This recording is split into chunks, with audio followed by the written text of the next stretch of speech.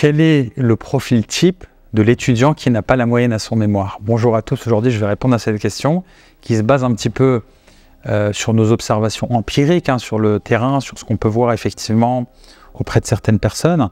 Donc il n'y a pas de règle universelle bien évidemment, ça dépend plus du directeur de mémoire ou du jury que de l'étudiant. On peut avoir un très bon mémoire et un très bon étudiant qui ne valide pas, et à contrario un élève moyen qui va avoir une bonne note à son mémoire.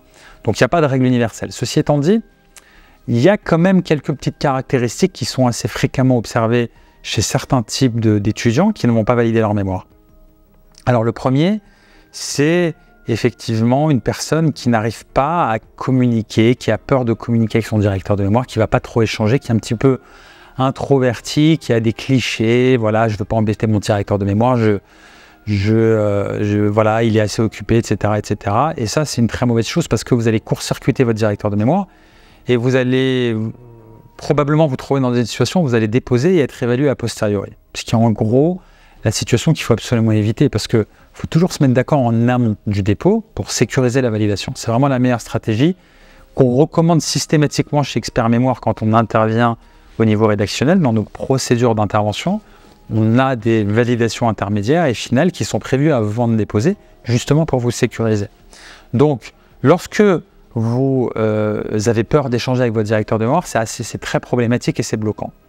Deuxième chose, c'est une personne qui rédige pas bien, qui a des difficultés avec la langue française.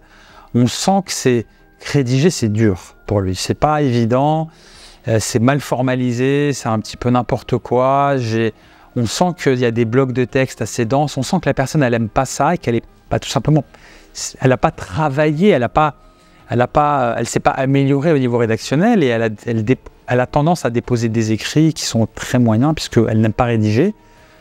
Elle n'aime pas rédiger, elle n'aime pas lire, donc on observe des maladresses au niveau de la langue française qui vont tendre à froisser un petit peu le jury et l'évaluateur final et qui aura tendance à ne pas vouloir lui mettre la moyenne et à le bloquer, d'accord? Il y a aussi une troisième chose, c'est une personne qui intellectuellement, qui n'a pas travaillé cet aspect-là, parce qu'on peut tous être de très bons rédacteurs de mémoire, c'est à condition qu'on y travaille et qu'on soit motivé, d'accord? Mais une personne qui a des difficultés à synthétiser, à analyser, qui est assez descriptive, encore une fois, on reste dans le domaine de la corvée, la personne qui n'aime pas rédiger, qui fait ça avec une forme de déplaisir, de désamour, et ça se ressent au niveau rédactionnel, et forcément ça va dépeindre sur l'évaluation qu'on aura au final. Donc une personne qui n'analyse pas trop, assez descriptive, qui rédige parce qu'il faut rédiger un mémoire, il faut le déposer, ça va se ressentir. Donc ça c'est vraiment des traits communs sur un mémoire qui fait l'objet d'un refus, d'accord? Donc ça c'est quelque chose qu'il faut éviter. L'éviter comment? Déjà en prenant du plaisir dans la rédaction, en faisant des phrases simples, en employant un style accessible à toute personne qui lirait le mémoire, en étant pédagogue, en étant clair dans la rédaction et dans la formulation. Et puis bien évidemment en faisant valider les parties au fur et à mesure par le directeur de mémoire pour nous sécuriser, pour capitaliser partie par partie. Donc ça c'est vraiment des éléments rédactionnels au niveau du fond et au niveau de la forme, et puis des éléments organisationnels au niveau des échanges et de la validation auprès du directeur de mémoire. Donc déjà, effectivement, ça, je vous dis ça pour éviter bien évidemment ces configurations-là. Maintenant, si vous êtes dans une de ces configurations-là, eh bien, vous êtes un petit peu dans une zone à risque, on va dire, de voir votre mémoire refusée. Voilà. J'espère que cette vidéo vous apportera quelques éclairages intéressants et je vous souhaite bon courage et réussite à votre mémoire.